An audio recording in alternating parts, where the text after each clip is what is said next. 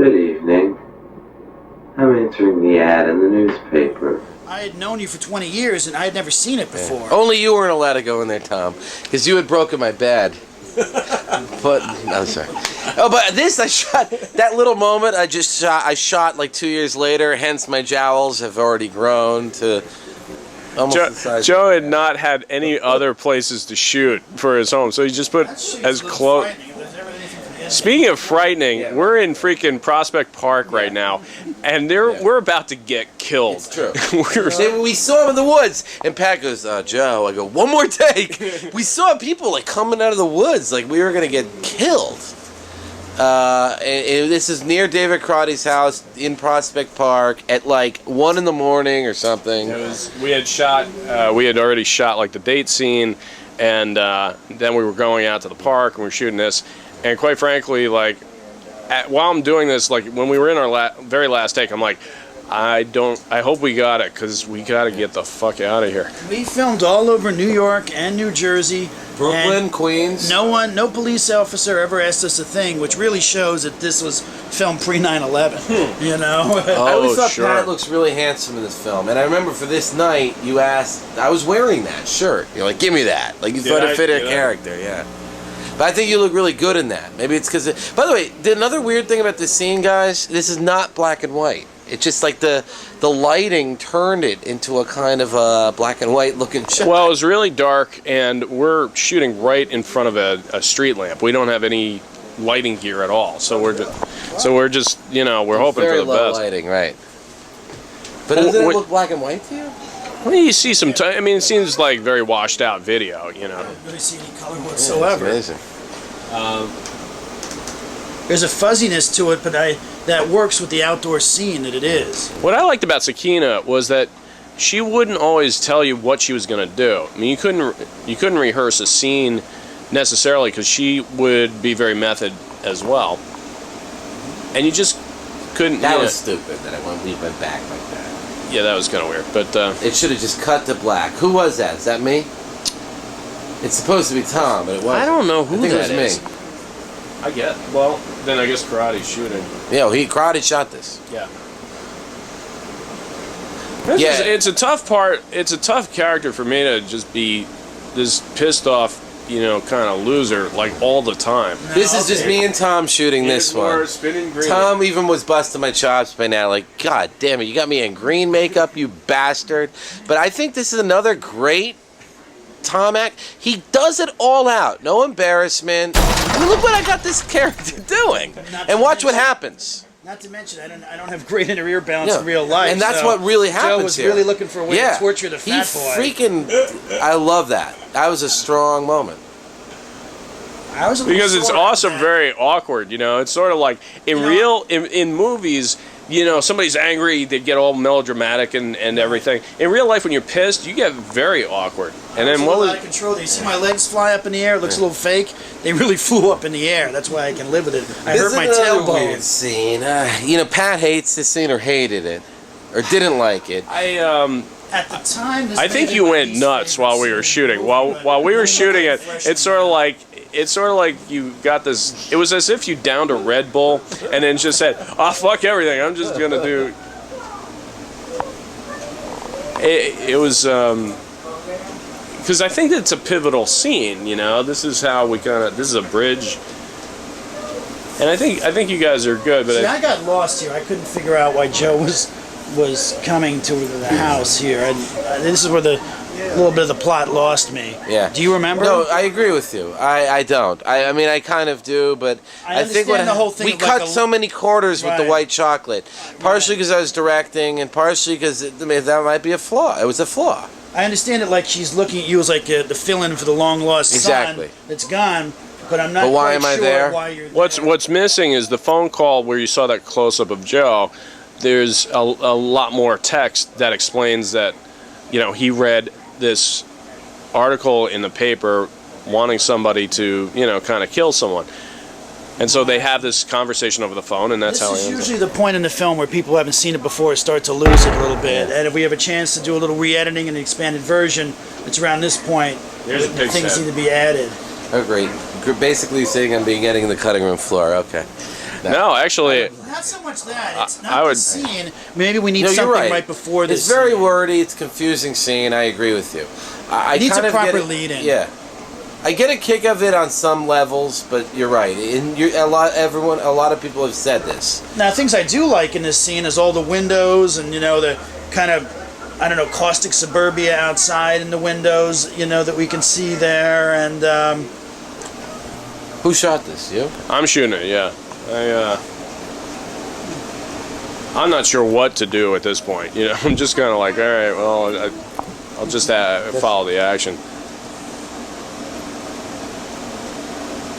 But this is definitely one of those Cassavetes moments where it's like, yeah, something and just keep shooting till it does. And that really was Joe's cookie jar his entire childhood growing up. Still there. Oh my God. I think in the remix, I would probably have maybe your character do some narration as well. Narration might save this scene. That's what It could be. You 'cause can like I cut said, it and just use 10% of it with it's narration. not the scene. It's what we need something to lead into the scene. We're Also, not sure it's incredibly wordy. You know what I mean? It's just two people just talking, being fucking nuts. So, Luke, An extremely complicated film. You've got I've counted maybe 15 to 16 different areas that you shoot. And there are a lot of things going on. There's a lot of talking. It's almost like, I agree, it's like a soap opera where some sort of central narrator might help. Now here's a question: Does anyone get the inclination that she's really his mother in real life? I never got that, but Unfortunately, you guys have different noses. Thank God. so now Joe's doing his kind of I think I'm- Brando thing here, and I'm just sitting there. You want overacting, Mom? I'll give you overacting. You kid, I'm at the end of my rope. We were filming in Prospect Park. And I'm hootered. Park. Yeah. Yeah, it was. And meanwhile, I'm just watching it. This. My absolute, This is improv. my absolute, without question, least This is a favorite great scene in scene. the whole film. This? Yes, this is Is yes. the least favorite? My absolute least. Why is that? The first, because it goes nowhere. Okay, but I just But think It- there's- this is It's liquor comic with the relief donuts. with the donuts. This is my favorite scene in the movie. I know it is, and that's why I'm going to cut it completely let's out. let it happen for a second here. Because I just remember in real life I was This is- kind of pissed. This was like an outtake from Chow Time. That's what I always saw it as. Well, the movie needs balance. The one thing is I just remember my character is obviously a complete control freak, and I can't even get this guy to stop eating a goddamn donut. This is Liquor Birmelin when he's Charlie the dog at the most. I mean, he is like a Labrador Retriever. He's just looking at the donut. I think at some point Luke annoyed me and I smack him in the head with the can. Luke, was that your idea to have the bandana? I don't think No, so. that's true, but I think me smacking him with that giant size. But if you look at Luke, was improv. Luke is like kind of see, this isn't so much acting though, because Luke is looking at Tom at some point, but you can tell he wants that fucking eclair like now. All he's doing is this whole scene improv? I think it is, right? It's not in the script. This whole none of this was in the script, and then I guess you're shooting it. I mean, I think I kind of remember towards the end of the movie there was a lot of conflict between Tom and Joe, Sure. or maybe Joe and Pat. I don't know. Also true. There was some conflict. It got to the point. It got to the point. You'll see later when I cut off my beard. There's no doubt the movie killed the boys from Leon. I'm kind of like, all right, Joe, you better shoot my last scene because I'm cutting this beard off one way or the other. I don't care. And I was like, fuck you! And then Oh, this is great. now, Dog. Luke, are you like, is this like the best tasting eclair you ever had, or? Look, even Tom's almost laughing here. That's why I love it. Like he stays in character. Put your hands. Watch this. Watch this. Don't eat it. Don't eat it. It's funny, but it's I love it. You might start feeling like you can't be controlled. Watch this. okay. Why don't I we? think it's great. I think it's really funny. Okay, got it. Yeah, it's all right. All right. So Yeah, so like I said, I hate this scene more than anything I've ever watched in all of film. Well, it takes a long time, but look at that too. And Tom just did that. He really grabs him. Okay, Right, we gotta call Gibby. Let's pause. I'm salesman and I was the drug dealer. No, you were right, Gibby. Fast food restaurant parking lot. Like, In Bergenfield. Yeah. Bergenfield. And the earring. Gibby, was that your real earring? This long, looks like a sword in your left ear? Yeah, I do have like a knife or something like that. Yeah, you look really pretty awful. This is a good scene. That's a good thing. I think and that's a complete compliment. That's acting. it's one of the only car scenes where you don't see the microphone. Yeah, right. So far. Gibby and Tom's relationship really comes across here too, I think. But if you look over Tom's shoulder, you can see my bag. Oh my God! So sitting on the curb. There's some of my gear. But don't worry about that. Now we see Sakina. She's just got punched out, which again is a little confusing, I think. So Gib, was it fun to work on a project where no one seemed to really be in charge? Actually, I know I had a lot of help from both Joe and Cioffi. So. You don't realize, but it's a thing. We did meet somebody that, behind the camera that we trusted, and I had pretty much an immediate trust for you because I knew you, and for Cioffi because although I didn't know him well, I do remember working with him, and that was a big thing for me, and it helped me, made it a lot easier for me.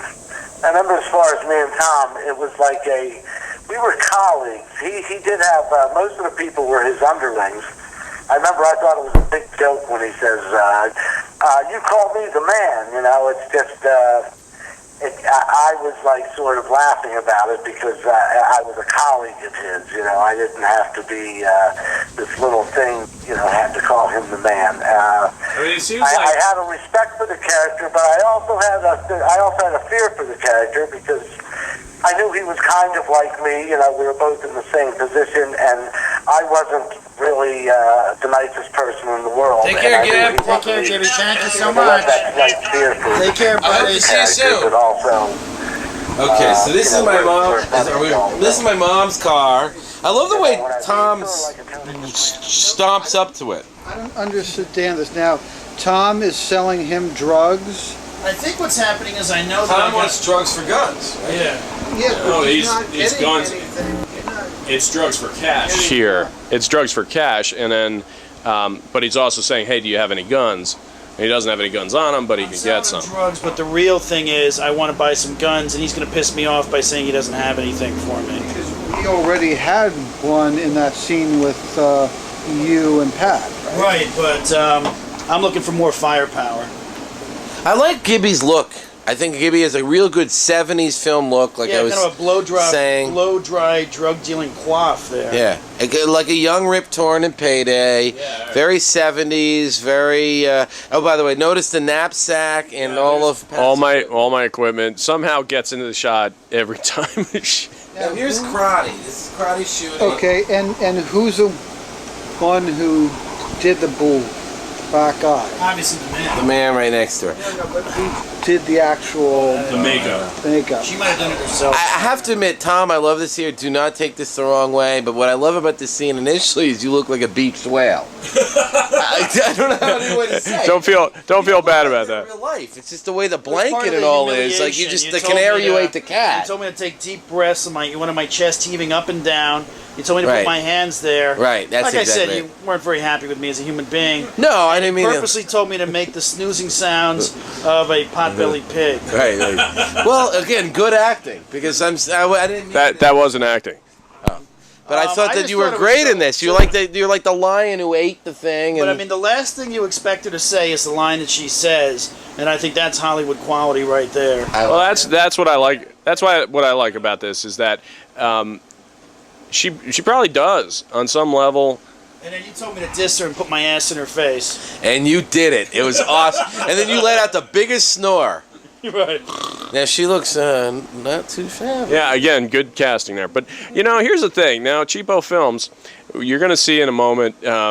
the man's gun, which is the same gun that I had before, which is the same one I'm going to use because we only had one gun for the entire shoot. Slightly generic 45 caliber look to it, so I say let it pass. You know, we were like, passing by, the same musket. That wouldn't have worked too well. However, I love the cat litter box. I am a little lost in this scene.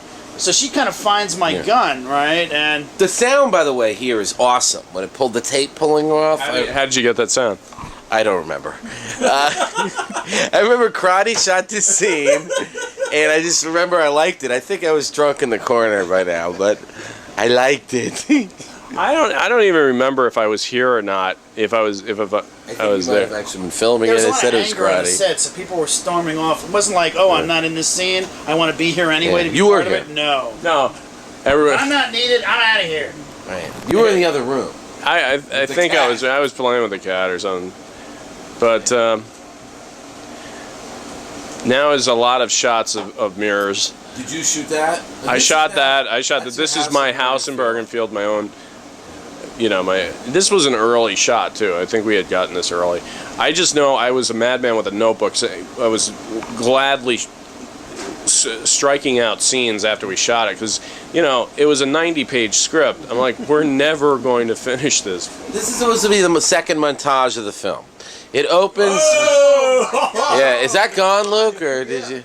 This is gone, but not forgotten. The music montage. It's been altered there a little bit. Yeah, this was one of the first things that we ever shot. That you ever shot. We had extra. Where is this? Is this? It was getting this a toothbrush. This is Astoria. This is Astoria. This is our mirror montage. Look at those bags under your eyes. I love those. Yeah, they're still there. No, but and look, does that gun look familiar? Oh, it's the same gun. Bummer, dude. Once again, he's got the thing pulled out, which we didn't see before. Right. It doesn't bother me. I agree with Though, Tom. but possibly Pat could have taken it from the man's house. Good point. Yeah. Another clock motif. We had the clock with the eyes with when Otis ODs Waldo, and now that clock. Would you say that The Guido haircut. Wow. That's another problem. Haircut continuity. Well, yeah, when you shoot, every 6 or 8 weeks, that now I fucking just bitch. discovered my gun is gone. Now, this is another. This way right here is classic. All right, I got to get a gun. I got troubles. And watch what happens when I kick this chair. She took it. Yeah, but it wasn't under the chair. Oh. All right, when that chair goes off camera, you hear a cat scream, meow. Like I just hit the cat with, and I thought that was kind of funny stuff. That was a post-production. Moment, what was that called? Pro Tools. Did you put that in? Yeah. Joe inserted it, and I thought it was amusing. I liked it too.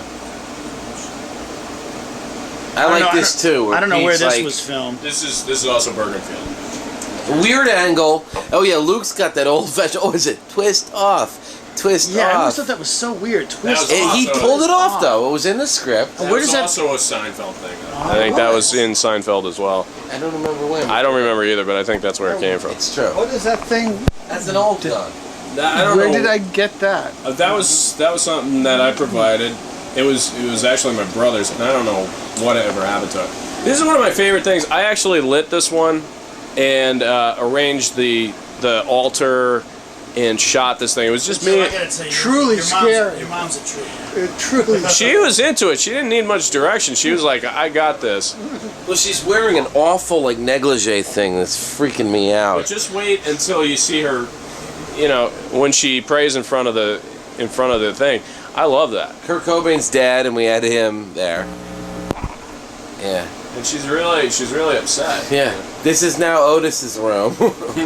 Some things never change. Oh yeah. See, I like that little thing with the seconds. They stole that from you and other stuff later. Yeah, I like it too. Ironically, I think we shot this when we did the slow ride. We might have. In my house, right? Right. I don't know though. Did we bring a change of clothes? I don't think it was. Is that your mom's car? Yeah. Could this be the man's house when he goes outside and it's obviously the city? That's a very good question. Yeah, the continuity. Yeah, continuity as usual. factor. Oh, but that is also the Leonia area. I mean, there's no question. There's the cheaper films, It doesn't but we bother me. capture that's Leonia to a degree. You go here, you go to New York. It's like all the same turf. So now his character has convinced my character to go along and try and kill him. Okay. Right, That's intensity's great. and what I love about Luke's performance. Man killed that kid, the woman's kid. Well, and also, like my thinking when I was acting this whole time was just like, am I going to kill him or not? And that's the thing I'm always trying to play. I'm kind of still trying to calm you down. Yeah. And you're doing it really well. And that's what I love about Luke's performance. He takes a strategy. His character takes a strategy of, I'm just gonna I'm not gonna try to push him. I'm not gonna try to convince him. I'm just gonna I don't really think he's gonna do it anyway. Right. And that's the feeling I always got from Luke. It's like, yeah, whatever. You're all pissed off and everything. And that's blah, what blah, it blah. says in the script. Like, he did that to a T from the script. Here's another, not like the earlier Goodfellas scene, but another behind the back. I always like the sunlight here. Because, by the way, we all know that Luke's about to die, so it's almost like the Halo. And somehow we're in Queens. But it works, right? Yeah, I like that Tom says that, because I quite frankly agree with him. I think it's because we know the location. We know the film so well, other Right. people would just be watching it. Right. We also go over the 180-degree line all the time, though. Like generally in film, you sit in a certain degree, you sit with a certain range of motion and keep in a certain direction. We're always flipping angles. Oh yeah, because you have 5 different people shooting. Right. And it's. And who's shooting this, Joe? I shot this. I love the intensity. It's such a look how claustrophobic There was that one apartment scene is. that I had to shoot. It might be this one because everybody else was in the scene. Actually, no, you're not shooting it either. It's just on a tripod. Okay. We'll see. That's Luke literally touched the ceiling here. I can't believe I lived in this fire trap. Oh my god. Oh yeah. Close up. That was an awful cut. Yeah, it was, but I wish that there had been a shot of me looking around for the man and not finding him. I think there's a problem with what we shot in between. That's why I cut that. I don't remember what it was, if it was sound or shaky video. Well, I just remember this particular time there was a lot of conflict. I think Tom was there, and Tom and Joe were pissed at each other. I remember that. Yeah, there was because I kind of, my role was to smooth everything out and keep you guys from killing each other. There was a little tension because I remember we had to time everything with blood bags and shots. Yeah, this wasn't. But we were not getting. Joe and I weren't getting along, or the scenes where I had to be in it, and this was a relaxed day for me because these particular scenes I'm not in, even though I'm there. Oh, Luke, here's your death scene. Okay, well, I've got to change a poopy bag. Hang on 1 second. Oh, hell, let's just talk now. We don't have to roll. We can use it somewhere my ego else. as the actor. But you were saying, I wanted, to really be a man not to be messed with, and here, when it's finally time for the big confrontation, I'm going to take you all out. And I remember at the time I was pretty devastated that it didn't get to happen. As a Pyrrhic victory, the whole supermarket scene and stuff is great. But at the time we were filming, this scene where Luke's character, a Pyrrhic victory, Pyrrhic victory really means not worth the cost, of what I went through. I spent all this time trying to prove how bad I am, putting guns in people's mouths, being a real control freak, whacking around my girlfriend, and then finally, when it's time for the man to put up or shut up, I'm not there. It's the 7th game of the World Series, and I'm saying I can't play today. My knee hurts. I feel I bagged out of it a little bit. But like I said, maybe it's all bluster. Maybe the man is a fraud. Right. And which is common for abusers of women. Nothing. Not necessarily. It all could well be true. Yeah. This is a guy that killed my mother, but that was an accident.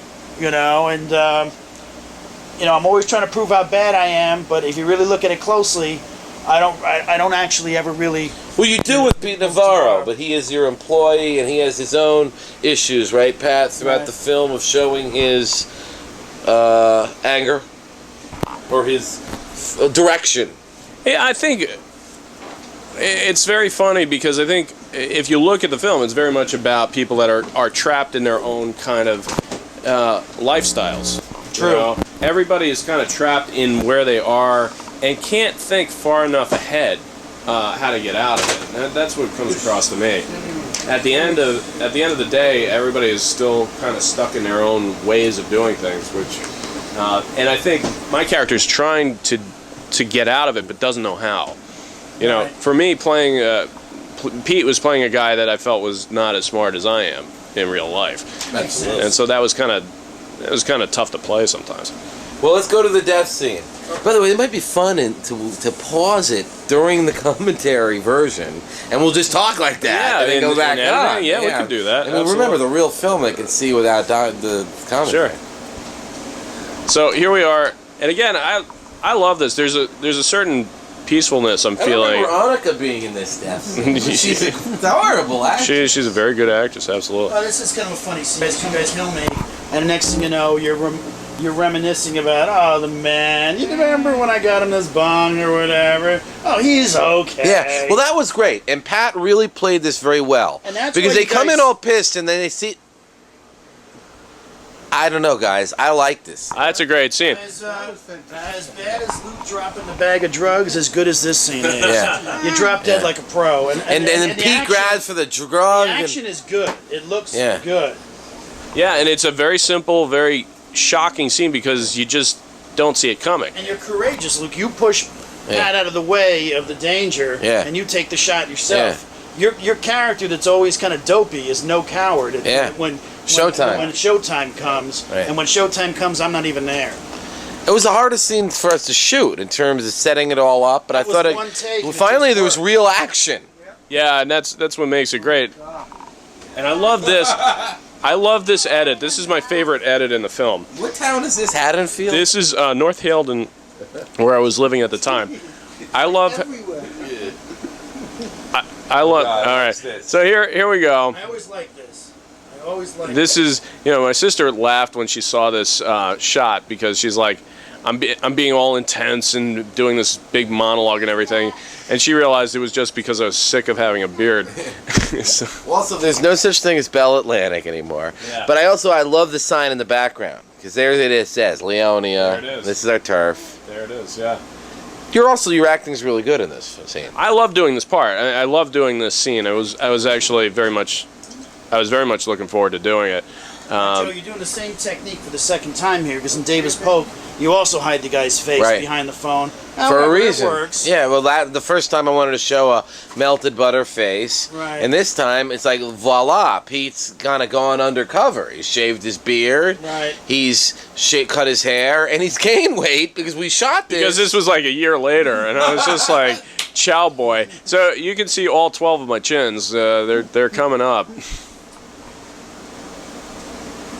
But and I actually look like 20 years older in that shot. No, this is my favorite edit coming up because I'm just walking around with you.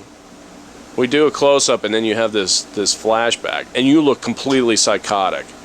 Oh yeah. Okay, now Tom, what do you remember about this? In the graveyard here. This is when Joe and I were really not getting along. We had to film this scene. And we have to like hug, and we both wanted to kill. It was just the two of us, right? We wanted to kill each other. There's no snow on the ground, but I swear to God, it was one of the coldest days of my life. The wind chill was like negative 20 degrees. Yeah. We were freezing to death out there, even though we had full coats on and everything. I'll never forget it. Gibby shot that one. I mean, to this day, I'm still trying to defrost my yum-yums. Because it was just, it was so cold out there. I still don't know what the denouement means. Denouement. Tom, you may want to check on duties. Alright, hang on a second. We gotta pause. Jack. Yeah, this is a sucky film, man. Gotta get off the table, buddy. Go ahead, Luke. What? Okay, that scene where my character shot is one of the more realistic film scenes that I've ever seen of someone getting shot. Yeah, because the quickness of it. That happens really fast. It's extremely violent. There's not a lot of drama to it. I mean, it just kind of happens. So I hand it to you. The other thing about that scene. What's that? The other thing about this scene is, right before the shooting, the whole scene softened. You know, and you're like, oh, the man, and that's like a warning to everyone who's watching the film. I mean, that hey, nothing bad's gonna happen. Right.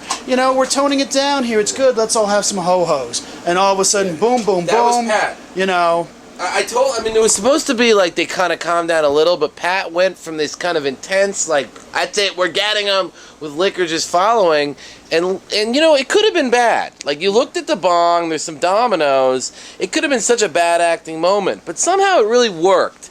And I felt you were thinking of Tom. Because Actually, like, you loved Tom, you had a history, but he also was a pain in the ass at moments in your life, and like, I don't know, I thought it really worked. For me, the thing that, and again, it's kind of like teamwork. I think everybody was sort of working together at this point, even if we weren't always getting along. And the thing I felt was, if you see the shot, you see it again, I'm very relieved, because you know, I'm dealing this whole time that we're shooting, I'm dealing with, do I want to kill him or not? I never felt in myself that there was a strong enough reason to kill somebody, but I felt almost like an obligation to do it. You needed an out. And when I saw Luke does this great moment for me, anyway, in an acting situation where he says, you weren't going to really kill him anyway, were you? And it was almost like, I'm taking you off the hook. You weren't going to do this. Don't feel bad about it. You're doing the right thing. And I put down the gun, and I felt like there's a huge weight taken off my back, and that's because of the way Luke played it. But fate's already moving. It's getting out of your control. Exactly. Psychosis. You just, like, bad things happen, and sometimes you just don't have control over your life, no matter how much. And so the man wants control, and Pete wants control, and Sakina wants control, and your character's trying to figure out what's going on, and you're trying to control your own life. It's very much about, you know, psychology, I think. It's very much about, I can't get my act together. And I have an idea, you know, the man is like, he's got a great idea to have control. Just, I'm going to be louder and louder, and I'm going to be the man, and everybody's going to respect me, and that's going to fix everything. And Pete's like, I'm searching for something, and I want this girl in my life, and if the man died, I'd have everything I needed. You know, everybody's looking for that, and there's a great line in this movie, which is, you know, or it's in the script. I don't know if it made it to the movie, but your character says to the mom, you want to know, or the mom says to the secret, do you want to know a secret? I really want to be famous.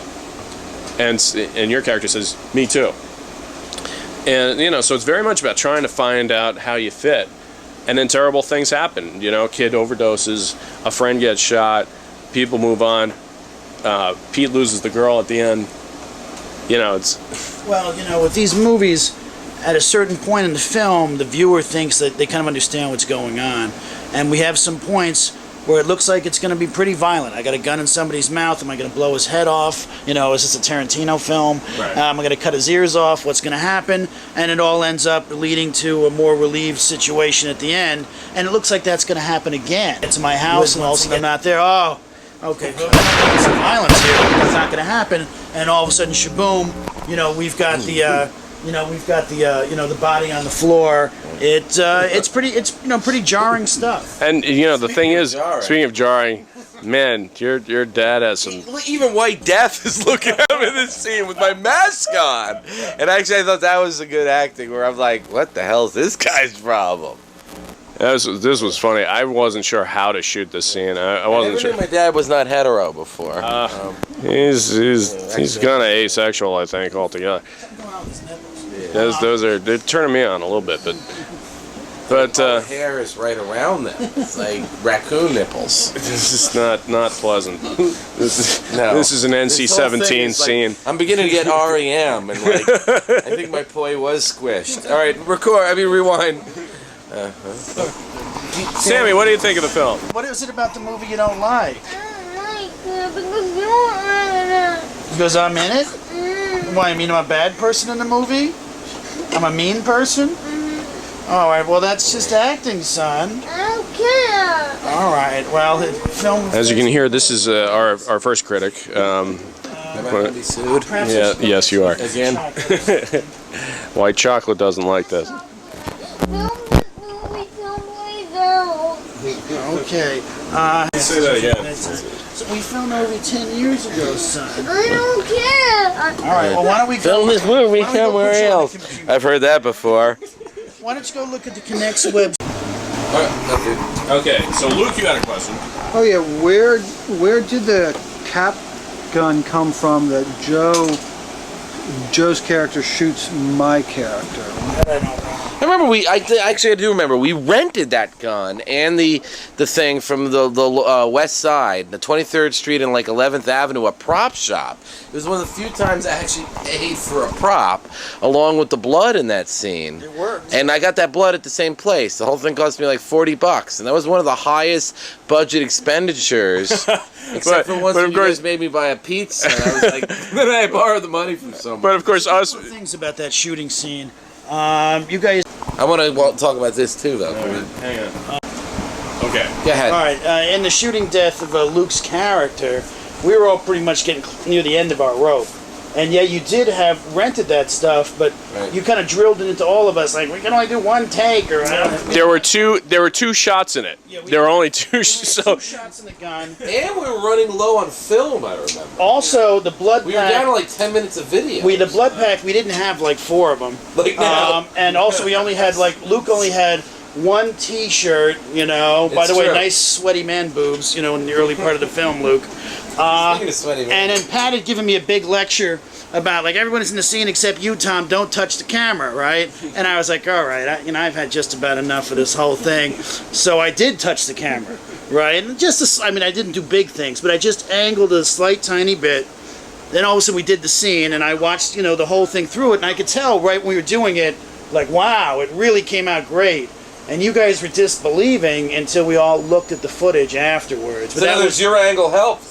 I just in your angle. That was. when I say like the camera, he set up the camera and I just tweaked it a tiny bit, like an inch or something like that, only because he told me don't touch the camera. So I had very mature. It was mature moments like this that plagued most of this production. It all worked.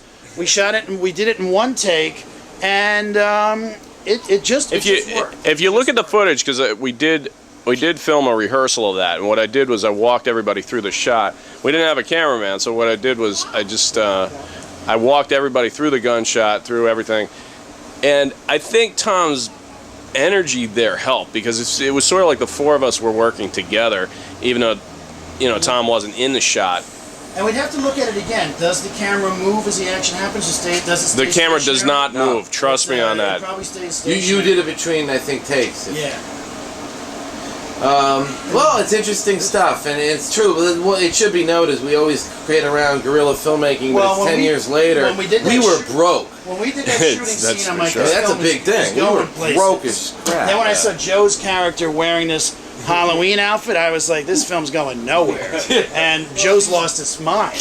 The whole scene here is so over the top. I mean, Well, it's almost like we were making like 3 different movies at the same time. One of them's a Tarantino flick. One of them's like Cassavetes on like downers. And the third is the inside of Otis Malone's ass. And unfortunately, that's the one. That's the one that we ended up with. So Joe's ultimate goal with the movie was to humiliate me. Apparently, humiliate his success. I think at the same time I might have humiliated myself. I remember your dad. Is that Ronald McDonald's Jimmy hat? Your dad did not. I asked you later, why didn't you suck it in? And you're like, I let it hang out on purpose. So there was definitely some Because I knew 10 years later I'd look a little bit like this. There was definitely some self-loathing. You can see that I was pretty successful in covering my fat through most of the film. I did that on purpose. I remember I loved Jack Nicholson in terms of endearment, because he really, whether he's sucking it or not, he had this huge belly, and yet was still thinking he's a sex symbol figure with Shirley MacLaine. So I remember like bloating out my belly. I should have been bothered. All right, here we go. Let's bring it to the end. As you can see, a very confusing scene that is certainly something out of maybe going from Rip Torn to like Rip Taylor. It's a gay porno. Yeah. Your dad is thoroughly confused as to what's going on. White socks. And once again, we're making your mom walk up these stairs like we did like 1,000 times in this movie. Sure, but the Malone house staircases are great, and they definitely add a little flavor to the film. What is she wearing on her head? So now, my great meltdown of all meltdowns comes... Actually, I guess you don't see this shot because I think you reshot the death scene. I don't know. We'll see. But there was a shot where all Joe needed to do is do a real quick close-up. He was in severe close-up. This will be in bloopers, by the way, but please describe it. Go ahead. Basically, all he needed to do was just move out of frame because they had a super close-up on him. But then he went kind of method and just started and Pat kicking. said, he goes, now this is a close-up, tight close-up. Just squinch your face. Do not move. Go ahead. And so he starts kicking like crazy, knocks the lights down, smashes them into pieces, which I had kind of stolen from my brother-in-law to begin with. And then, you know, I had a tirade that is on tape somewhere, which I'm afraid to listen to. Meanwhile, here's Joe. Doing one of his impersonation of blowfish. You see the camera shaking because I'm holding on to it for dear life. How do you like this camera? Just check out this amount of blood that you're about to see. Talk about over the top. Let me see here. Yeah, first is that stupid. Oh, yeah. Now he's going to just put it all over his face. Yeah, I don't overact. I don't even think... Did I shoot this one? I blocked this scene out of my memory. No, I might have shot this myself. It's possible. I think you quit by then, just for the day. Cioffi may have stormed out of the room. I can't do anymore. I am the man. I am the... What? I don't know what I'm saying. Oh, white death. But it's like most of the characters in this movie have nicknames, which I think is pretty interesting. Everybody has identity problems. My character doesn't, but I thought it played dead pretty good. you look pretty dead to me. Yeah, Yeah. I thought it did that well. And of course my dad with his little henpeck. And one more Frank Sinatra reference. That's right. You know, so Frank is in this film all over the place. And Frank was actually alive when we shot it, but he's not alive now. And he's looking to stay that way. Is there any Sinatra music on the soundtrack? Yeah, you do Summer Wind was when you're dancing. I love Summer Wind. When you're dancing with your girl. You might have asked me which from Sinatra song should we do, because that's my favorite Sinatra I think it was. song. I love Summer Wind. Another scene that's missing is where Tom actually sells the drugs to Otis, which never got shot. It's in the 86 version. It's a good scene in the 86 version. And did we shoot that in this, you're saying? No, we never shot it. A lot of scenes are missing. No, but did we shoot it and not put it in there? We'd even shoot it. We never shot it. Is it in the script? Yeah. In fact, in the script, there's a reference to a Rod McEwen poem or something like that. So it was a good scene, but it was not to be. My dad is good in this with his impact kind of thing. You know, my dad really played this. Daddy did a movie. Good. He goes, look, this is great. Help, or something like. Yeah. Okay, now we go to some more improv. This is where things either really fall apart or depending how you look at it. But we literally didn't know which way we'd go with the ending. And we shot like 4 different endings, I think. And this was not in the script. This is we came there this day and there's oranges and we used them. Yeah, this is Gorilla Part 12. This is where we actually this is behind Grand Union. Which was Grand Union. It's still a grocery store. It might be a Grand Union, I can't remember. This is cute though. Pete picks up the thing, hands it to her. She surprisingly throws like a girl. She is a girl. She got the cig. I mean, whatever. It's confusing. Oh, now stop it. Missed the strike just zone stop it. outside. That's not. You know, I was emotional at this point. I just lost the girl. What exactly has happened to the man? Well, the man was not in the house when you guys got there, and you were shot to death by White Death. And then White Death has just died of a heroin goes overdose. to be the new villain's son. Now this is us He dies walking. of overdose. This is how we're like. We have no idea how we're gonna shoot this. And like I said, okay, everybody, meet me at aisle 7.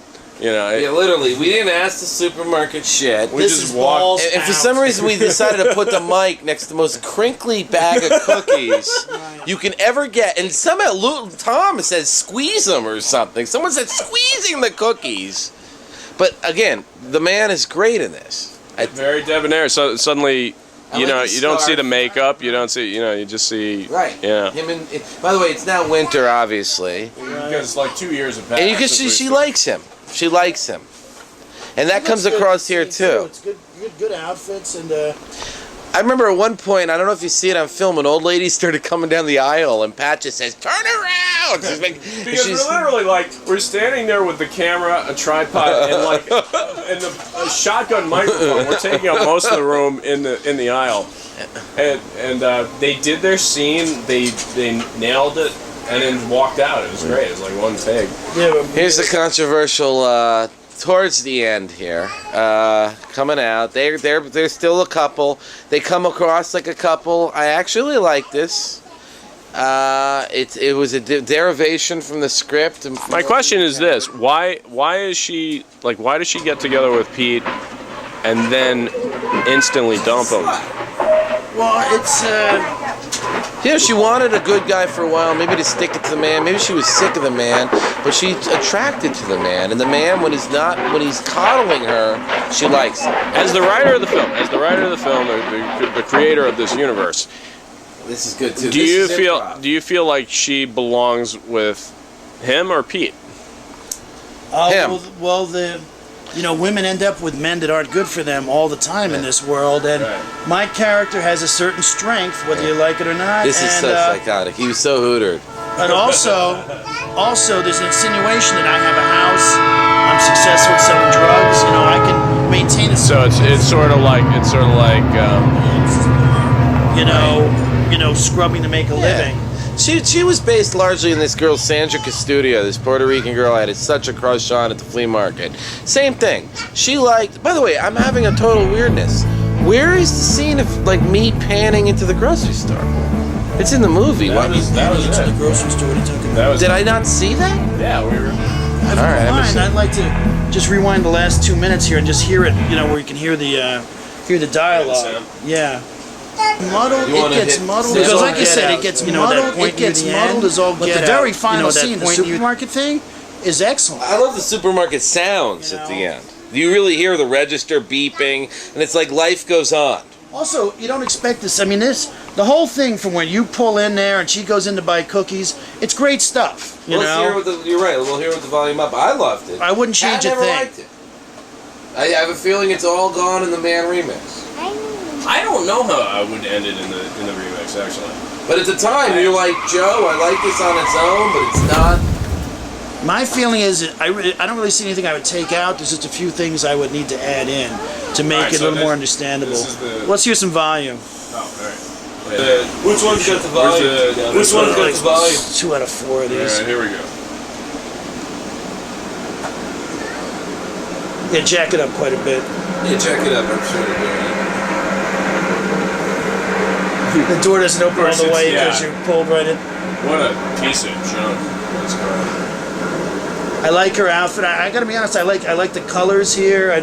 I like everything about this scene. You know, it's almost a rebirth. Successful guerrilla I love filmmaking. to listen to music. No one will ever believe that this was a full, gigantic supermarket in full blast. You know, and we had no permission whatsoever to do any of this. There's the lady that I'm like, no! Right. She's gonna look like briefly at the camera at the end, but she doesn't get it. I love the music here. Yeah, like that's right. Pat goes, turn the fucker around. Sorry. I think you better get to talk about that later. He's still in character. And how did he find us anyway? He's the man. He's the man. He's also like so much taller there. Yeah, look, he wasn't kidding when he said the 2 boxes. I like that. I like double stuff. Yeah. And he gives that look of paranoia. Very effective. I don't know about the gym bag, but... Well, maybe it's filled with money. You know, we're going to start a new life somewhere. I'm also not sure why. I finally got a gun in there. You know, it's the idea that, you know, we're on our way. Right. I guess I like the idea a little bit where I meet Nancy at the end and drive away with her. Well, we have the footage. But I don't know if that's the ending either, you know? It's... Now, and that's the shot. I love this. That's as Because you hear the inside of the store, you're on the outside looking in. And that's Pete, no offense. In a way, you're a loser. I mean, do not get that wrong. you're absolutely. I agree with you. And then I cut, and it's just like life goes on. It's self-explanatory. Right. And the other thing about it, what's good about that shot is also it's sort of like these people are so big into their own world, but they're so anonymous. Right. Nobody is ever going to know who these people are. The or grin, ever the care. look that the man gives here is awesome. It's like really evil, and watch what he does. This weird smile. First of all, I remember I was just filming after we shot. He was hootered. We were hooting. The filming was over. Joe, you were hootered most of this. Whatever you're calling it, it really works. Yeah, in yeah, that final yeah, yeah. scene. Oh, and I like that Train sound. train sound, and Pat's up to doing his usual shit. But you know what, Pat? There's still hope for your character at the end here, because we know you never actually kill yourself. You're going to get your ass off the railroad tracks, and maybe you will find that big busted bimbo that you've always been looking for and live happily ever after. If you hear the music at the end too, this is me and Steve and my sister actually. No, it's just me and Steve. But I attributed it, I think, to Splat, didn't I? No, it's called the acid tones. We called it the acid tones. I love this. I'm playing the instruments, Steve's singing, and my sister is. Why did you want to be called Guy?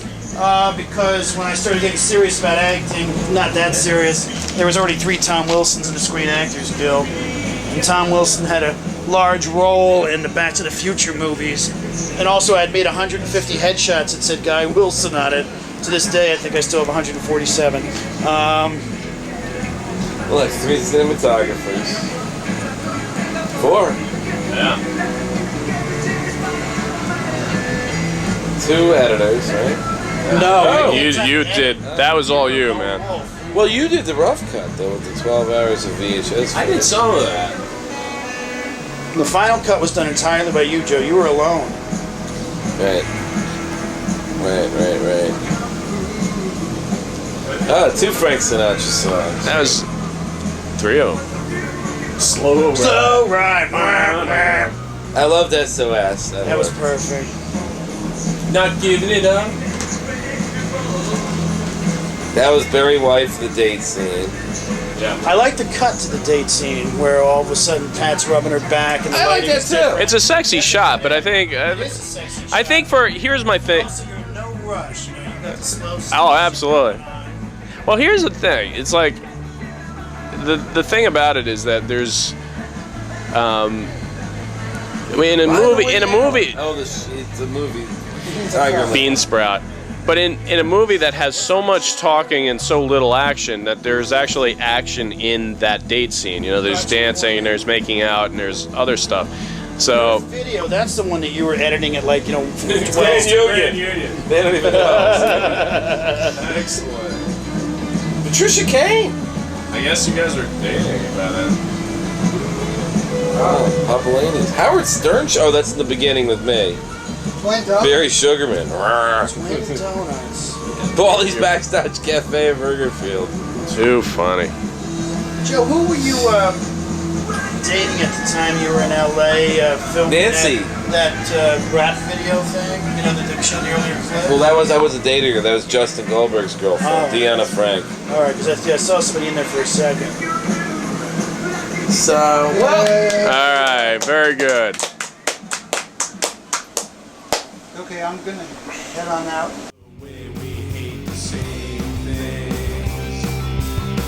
I love and hate the strain of everything you do. You keep me sane and keep me out of jail. I love you more than I hate everybody else. Love song.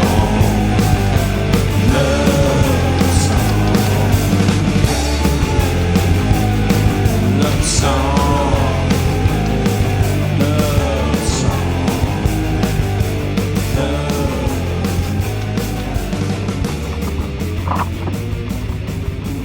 No, let me take you up. Yeah.